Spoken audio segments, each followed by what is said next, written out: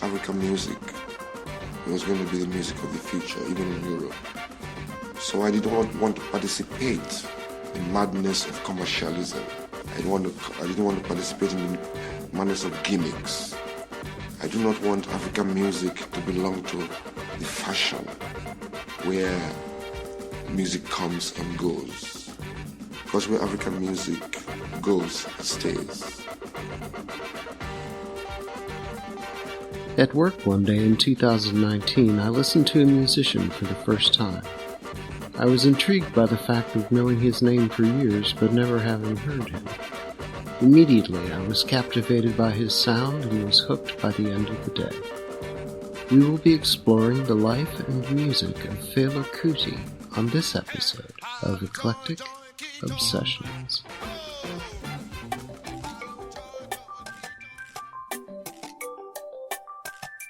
Hello, my name is Michael, and I obsess. I come across something that grabs me and I consume until I can't take anymore, and then I'm on to the next. Some obsessions last a week, others a lifetime.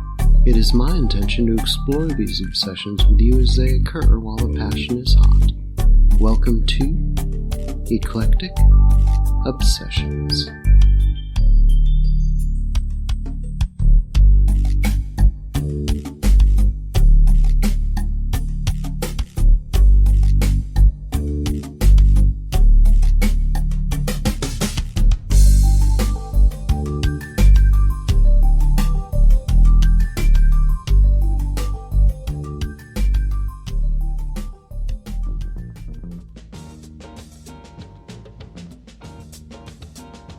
Fela Kuti, also professionally known as Fela Kuti or simply Fela, was a Nigerian multi-instrumentalist, musician, composer, pioneer of the Afrobeat music genre, and human rights activist. At the height of his popularity, he was referred to as one of Africa's most challenging and charismatic music performers. Fela was born on October 15, 1938 in Abeokuta, the modern-day capital of Ogun State in the Federal Republic of Nigeria, then a city in the British colony of Nigeria, into an upper-middle-class family. His mother, Chief Funmilayo Ransom Kuti, was a feminist activist in the anti-colonial movement. His father, Reverend Israel Oludoten Ransom Kuti, an Anglican minister and school principal, was the first president of the Nigeria Union of Teachers. Fela attended Abeokuta Grammar School. Later he was sent to London in 1958 to study medicine, but decided to study music instead at the Trinity College of Music, with the trumpet being his preferred instrument. While there, he formed the band Colonial Boy, playing a fusion of jazz and highlife. In 1960, Fela married his first wife, Remilekun Remy Taylor, with whom he would have 3 children, Femi, Yeni, and Sola. In 1963, Fela moved back to the newly independent Federation of Nigeria, reformed Kula Lobitos, and trained as a radio producer for the Nigerian Broadcasting Corporation. He played for some time with Victor Olea and his All-Stars. In 1967, Fela went to Ghana to think up a new musical direction. That was when Kuti first conceived of Afrobeat, a combination of highlife, funk, jazz, salsa, calypso, and traditional Nigerian Yoruba music. In 1969, Fela took the band to the United States, where they spent 10 months in Los Angeles. While there, Fela discovered the Black Power movement, a partisan of the Black Panther Party. The experience would heavily influence his music and political views. He renamed the band Nigeria 70. Soon afterwards, the Immigration and Naturalization Service was tipped off by a promoter that Fela and his band were in the U.S. without work permits. The band performed a quick recording session in Los Angeles that would later be released as the 69 Los Angeles Sessions. Look, Fela wasn't that before we went to the States. You know, everything came late, came after we arrived from the States. After passing through Sandra with all this Black Panther business, you know, awareness of the black man, Pan-Africanism. But okay, so after that, we arrived back home. Then he started to become a political singer now. You know, well, he has a weapon. The weapon is the music to use. You know, his messages were able to be transmitted properly through his music.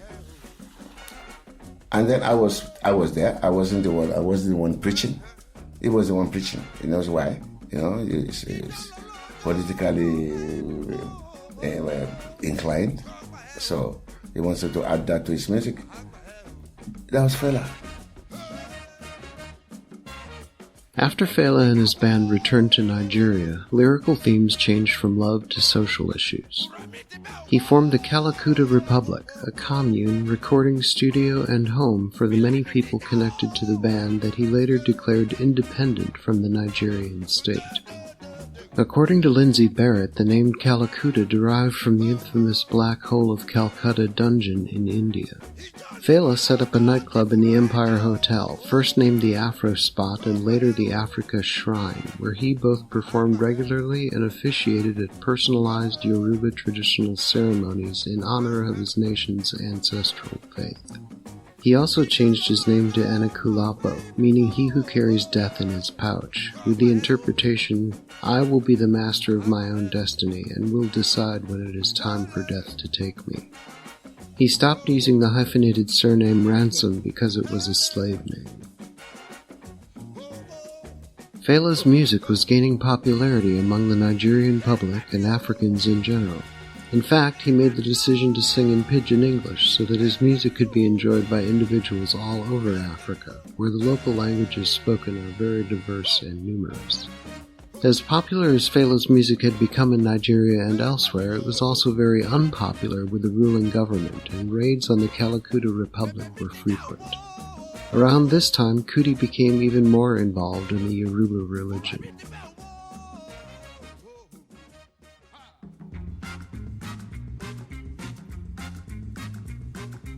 You see, the way I started to write my music, it's like I was born a colonial boy. I went to colonial school. I went to England to study music. Then something changed me completely. To see that I was not playing African music by the time I started to work as a professional. So I had to take myself back. My culture, started to read, find books to read, started to listen to a lot of traditional African music, tried to know the real history of African music. This is my music. Kuti's musical innovation, Afrobeat, is characterized by a fairly large band with many instruments, vocals, and a musical structure featuring jazzy, funky horn sections. A riff-based endless groove is used, in which a bass rhythm of drums, shakere, muted West African-style guitar, and melodic bass guitar riffs are repeated throughout the song. Commonly, interlocking melodic riffs and rhythms are introduced one by one, building the groove bit by bit and layer by layer. The horn section then becomes prominent, introducing other riffs and main melodic themes.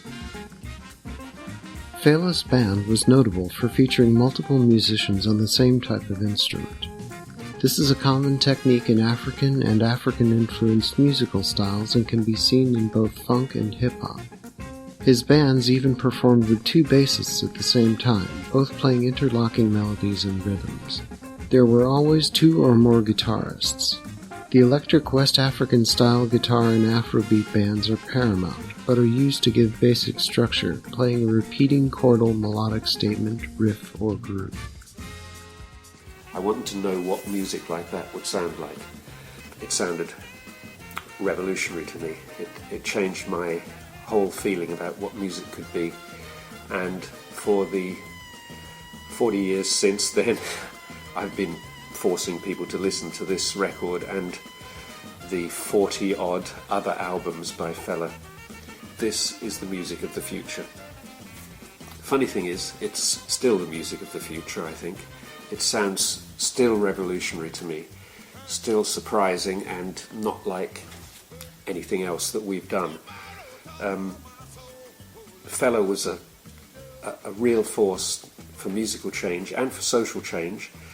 I love the density of the weave between the players. I love the relationship of discipline and freedom that is shown in this.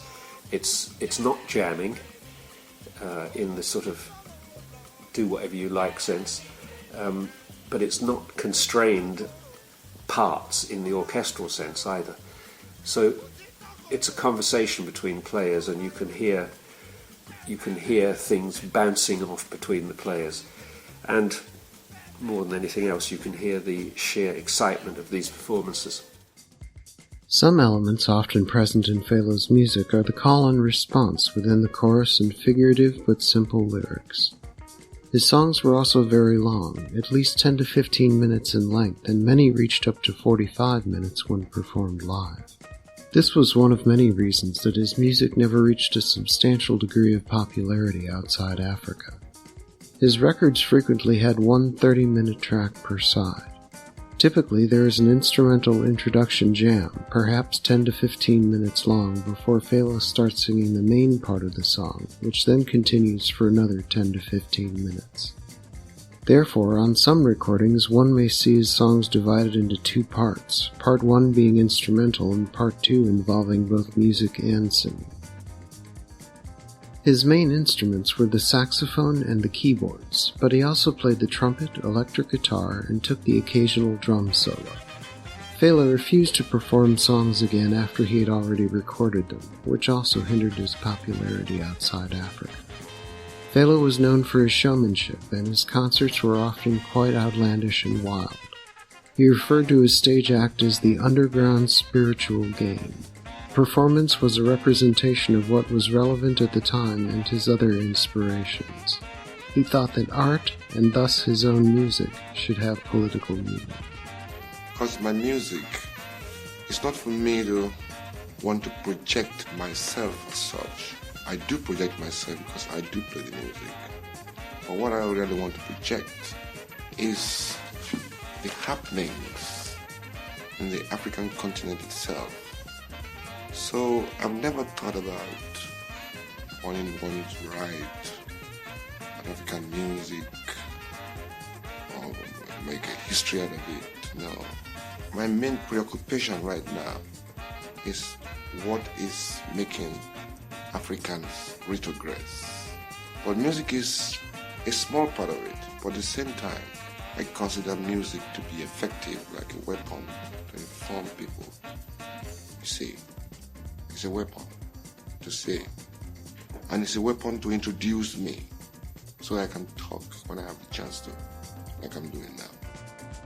If I don't play my music now, I won't be sitting here today to talk about the problems of Africa.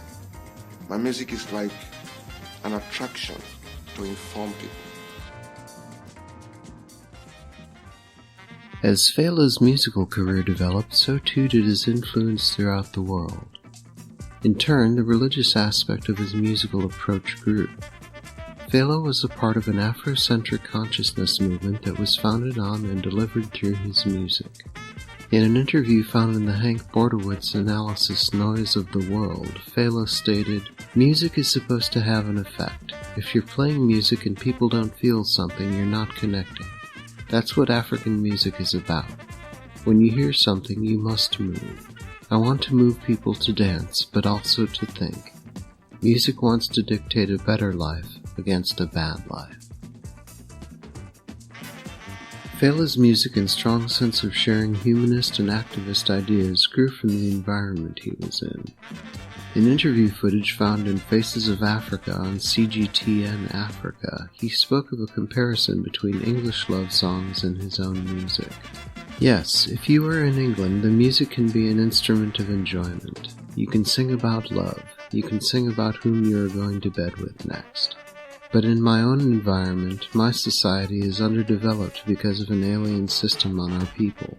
So there is no music enjoyment. There is nothing like love. There is something like struggle for people's existence. Fela felt strongly, he was ready, to fight. He said, nothing can stop him, not even guns. And he meant it. He was that kind of character, very bold. Okay, we call it DA song. That's direct attack. So he would say, when he's composing, I feel like, is this going to be a DA? He said, yes, this one, a DO, not direct attack. You understand? So Zombie is one of them. And I used to represent that he's bold, right in their faces. In 1977, Fela and the Africa 70 released the album Zombie, a scathing attack on Nigerian soldiers using the zombie metaphor to describe the methods of the Nigerian military. The album was a smash hit and infuriated the government, setting off a vicious attack against the Kalakuta Republic, during which soldiers attacked the commune. Fela was severely beaten, and his elderly mother, whose house was located opposite the commune, was thrown from a window, causing fatal injuries. The compound was burned, and Fela's studio, instruments, and master tapes were destroyed. Fela claimed that he would have been killed had it not been for the intervention of a commanding officer as he was being beaten. Fela's response to the attack was to deliver his mother's coffin to the Doden barracks in Lagos, General Olusegun Obasanjo's residence, and to write 2 songs, Coffin for Head of State and Unknown Soldier, referencing the official inquiry that claimed the commune had been destroyed by an unknown soldier. When you start learning about Fela, he becoming he's like the James Brown, the Bob Marley of Africa, because it really felt like the soul of black folk. But that first opening cry that he lets out, feel like the pain and soul of black folk, and I feel like he accomplished that musically. I like the message, I like the musicality of it. Fela was basically telling you real stories about the police, about Nigeria, about his mom, about politics, and he was bringing them in a way that was entertaining, and for me that's hugely inspirational. How do you speak to people about what they're going through? How do you make message music? How do you make music that is not empty, and music that is a part of the community, but it still be hugely entertaining? And I think Fela Kuti captures that. In the 1970s, Kuti began to run outspoken political columns in the advertising space of daily and weekly newspapers such as the Daily Times and The Punch, bypassing editorial censorship in Nigeria's predominantly state-controlled media. He addressed a number of topics, from explosive denunciations of the Nigerian government's criminal behavior, Islam and Christianity's exploitative nature, and evil multinational corporations, to deconstructions of Western medicine, black Muslims, sex, pollution, and poverty. The column was cancelled, with many speculating that the paper's editors were increasingly pressured to stop publication, including by threats of violence. Fela and his band took up residence in Crossroads Hotel as the shrine had been destroyed along with its commune. In 1978, he married 27 women, many of whom were his dancers and singers. The marriage served not only to mark the anniversary of the attack on Kalakuta Republic, but also to protect Fela and his wives from false claims from authorities that Fela was kidnapping the women. Later, he adopted a rotation system of keeping 12 simultaneous wives. The year was also marked by 2 notorious concerts, the first in Accra, in which riots broke out during the song Zombie, which led to Fela being banned from entering Ghana. The second was at the Berlin Jazz Festival, after which most of Fela's musicians deserted him due to rumors that Fela was planning to use the entire proceeds to fund his presidential campaign. Shuffling and Smiling is one of my favorites. But if someone asks me what I think is great about him, in that song you see on full display his sense of humor, his irate relationship to power, and his love for his people, all within one song. He was a great genius. In this song, you can hear his poetry, his imagery describing the streets. You can practically smell the this is the mark of a really superior artist. Despite the massive setbacks, Fela was determined to come back. He formed his own political party, which he called Movement of the People, in order to clean up society like a mop. In 1979, he put himself forward for president in Nigeria's first elections for more than a decade, but his candidature was refused. At this time, Fela created a new band called Egypt 80, reflecting the idea that Egyptian civilization, knowledge, philosophy, mathematics, and religious systems are African and must be claimed as such. As Fela stated in an interview, stressing the point that I have to make Africans aware of the fact that Egyptian civilization belongs to the African. So that was the reason I changed the name of my band to Egypt 80. In 1984, Muhammadu Buhari's government, of which Kuti was a vocal opponent, jailed him on a charge of currency smuggling, which Amnesty International and others denounced as politically motivated. Amnesty designated him a prisoner of conscience, and his case was also taken up by other human rights groups. I was in prison simply because of what I talk about Africa. You see, the African leaders we have all over Africa today are very preoccupied with their own personal development, personal richness. They are committing crimes against the African people. I said that they are putting us into bondage, they're making us slaves, they follow white man's footsteps too much, they don't want to improve Africa as Africa should be improved. They are not authentic, and they are corrupt.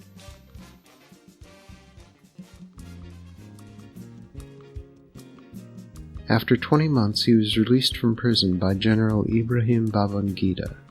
On his release, he divorced his 12 remaining wives, saying that marriage brings jealousy and selfishness. Once again, Fela continued to release albums with Egypt 80, made a number of successful tours of the United States and Europe, and also continued to be politically active. In 1986, Fela performed in Giants Stadium in New Jersey as part of the Amnesty International A Conspiracy of Hope concert, sharing the bill with Bono, Carlos Santana, and the Neville Brothers. To me, it's two things at the same time, that there isn't too many artists in the history that have been able, in modern history anyway, that have been able to be both incredibly, talented and grooving and in a unique musical space, but also be so political and have such a big heart for people and for social revolution. And the concept of, the two of them working together, it being able to be education as well as being music, it be celebration as well as being challenging. It's the marriage of those two things is what, to me puts him on a different level to many other artists. There's certainly going to be, to me anyway, it looks like, we're heading towards a time where he goes up into the place where he deserves to be with the all-time greats. You kind of feel that there's a sense of, he was the black president, he was Africa's superstar, but it's starting to feel like actually he was the world superstar, and, it was the whole invention of the sound, it was fusing, rhythm and jazz, it was politics, it was visceral, and it was vital to a time period then, and still as challenging, politically and lyrically now. Fela's album output slowed in the 1990s, and eventually he stopped releasing albums altogether. In 1993, he and 4 members of the Africa 70 organization were arrested for murder. The battle against military corruption in Nigeria was taking its toll, and rumors were spreading that he was suffering from an illness for which he was refusing treatment. On August 3, 1997, Olukoya Ransom Kuti, already a prominent AIDS activist and former Minister of Health, announced his younger brother's death a day earlier from complications related to AIDS. However, much skepticism surrounds this alleged cause of death and the sources that have popularized this claim. More than 1 million people attended Fela's funeral at the site of the old shrine compound.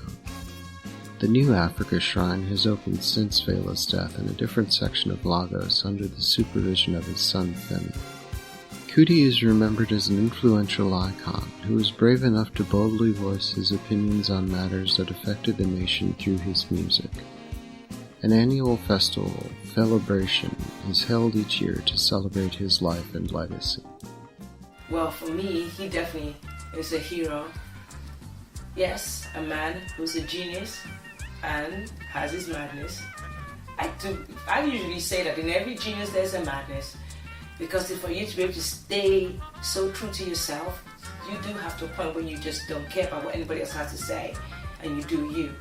I love Fela. I love everything he stood for, because as a youth growing up with my cousins in Nigeria, Lagos, I heard all the stories. I never got to see him then, but my cousins would come back the next day after spending the night at the shrine. They talked about the music, the dance. Oh my goodness me. Just hearing it in my head again, how they talked about the way the women dance and how many there was on stage. And when you're a kid growing up like that, and you hear those kind of stories, it's kind of like a fairy tale. It's like something you don't believe is true, but you want to believe it, and it actually turns out to be bigger than true. It's real. Because as things got worse in terms of the politics, and he got more his lyrics really were hitting hard, and his fight with the politicians and the army, and you read it in the paper, you realize, my God, this is not just a musician. This is a fighter. This is a warrior. Since his death in 1997, there has been a revival of his influence in music and popular culture, culminating in another re-release of his catalog controlled by Universal Music. Broadway and off-Broadway biographically based shows introduced Fela to a new generation of listeners. So we became good friends. He invited me out to the African Shrine, which was his club in Lagos, just outside Lagos. And I had this fantastic evening, really quite sort of wild experience there. And there was this one song he played, and I've never been able to find a recording of it. I still can't. I seem to remember it's Shakara Woman, but I've got a song called Shakara, and it's nothing like it. It's still great Fela music. That is my favourite song. But when I heard it, due to the circumstances of the evening, which was so you were right in the depths of Africa here, and it was very intense. But when this music broke, I ended up just weeping. Like one of the most amazing musical moments of my life, because the band was unbelievable. I have purchased 10 of Fela's albums since first discovering him, and they are all spectacular. I can highly recommend Live with Ginger Baker and Open and Close, both from 1971, Aphrodisiac and Gentleman from 1973, and Zombie from 1977 as excellent points of entry for exploration. I am excited by the fact that I still haven't even heard over half of his recordings, and will be obsessing on the man and his music for years to come.